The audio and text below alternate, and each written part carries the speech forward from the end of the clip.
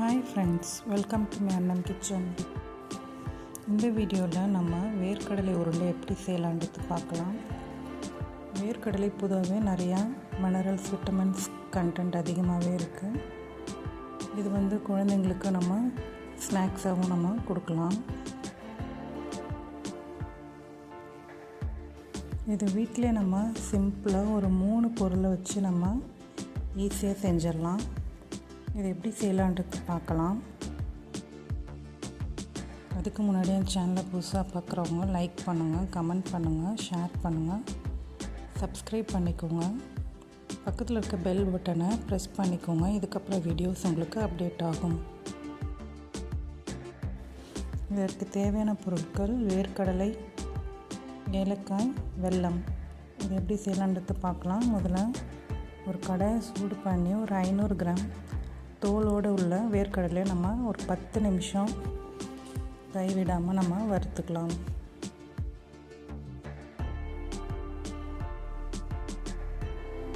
நம்ம ஸ்டவ்வை லோ ஃப்ளேமில் வச்சு பொறுமையாகவே நம்ம கிளறி விட்டு ஒரு செந்நிறமாக நம்ம வறுத்து எடுத்துக்கலாம்.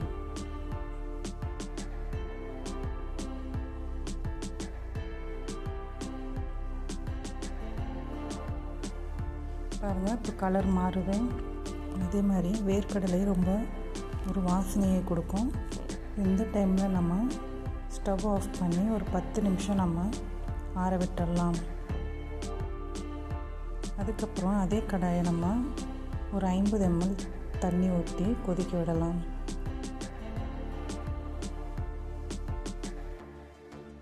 நல்லா கொதித்ததுக்கப்புறம் உடைச்சி வச்ச வெல்லம் ஒரு 400 கிராம் சேர்த்து நம்ம தண்ணியிலே கரைச்சிக்கலாம்.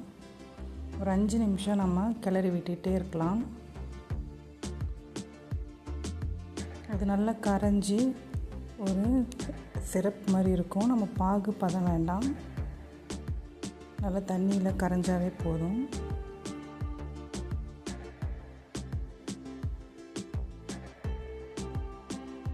பாருங்கள், இப்போ ஒரு கொதி வர அளவுக்கு நம்ம கிளறி விட்டுக்கிட்டே இருக்கலாம்.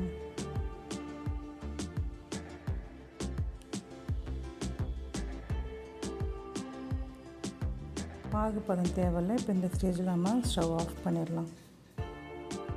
இப்போ நம்ம வறுத்து வச்ச வேர்க்கடலை ஆறிடுச்சு. இது தோலோடையே நம்ம ஒரு மிக்சர் ஜாரில் போட்டுக்கலாம். 3 ஏலக்காய் சேர்த்துக்கலாம். இப்போ இதை அரைச்சி எடுத்துக்கலாம். பாருங்கள், இந்த மாதிரி ஒரு கொரன்னு இருந்தால் கூட போதும். இது மாதிரி நம்ம அரைச்சி எடுத்துக்கலாம். இப்போ அதை நம்ம ஏற்கனவே செஞ்சு வச்சுருந்த வெள்ளை கரைசல் கூட நம்ம இந்த பவுடரை சேர்த்துக்கலாம். கொஞ்சம் கொஞ்சமாக சேர்த்து நம்ம அந்த சூட்டிலே கிளறி விட்டுடலாம்.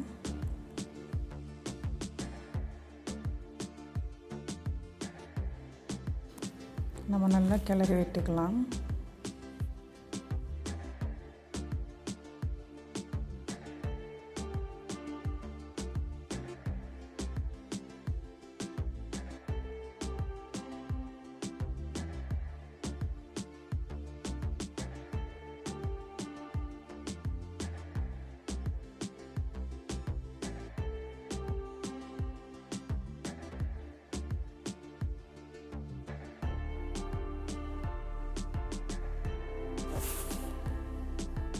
பாருங்கள், இப்போ நல்லா ஒரு கட்டி பதத்துக்கு வந்துடுச்சு நமக்கு.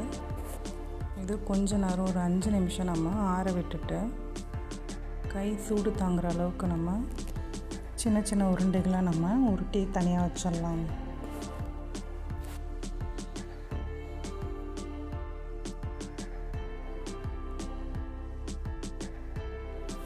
நல்லா அழுத்தமாக பிடிச்சாதான் நமக்கு உருண்டை உடையாமல் இருக்கும். உங்களுக்கு விருப்பப்பட்ட சைஸில் நீங்கள் பிடிச்சு வச்சுக்கலாம்.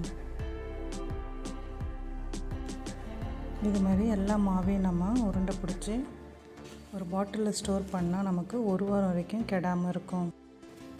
இது மிகவும் சத்தான ஒரு வேர்க்கடலை உருண்டை. இது நம்ம எல்லாருமே எடுத்துக்கலாம். குழந்தைங்களுக்கு நம்ம ஸ்நாக்ஸாக ஸ்கூலுக்கு கூட கொடுத்து விடலாம். இதே மாதிரி நீங்களும் வீட்டில் செஞ்சு பாருங்கள். இந்த வீடியோ பிடிச்சிருந்தா லைக் பண்ணுங்கள், கமெண்ட் பண்ணுங்கள், ஷேர் பண்ணுங்கள். எங்கள் சேனலை சப்ஸ்கிரைப் பண்ணிக்கோங்க.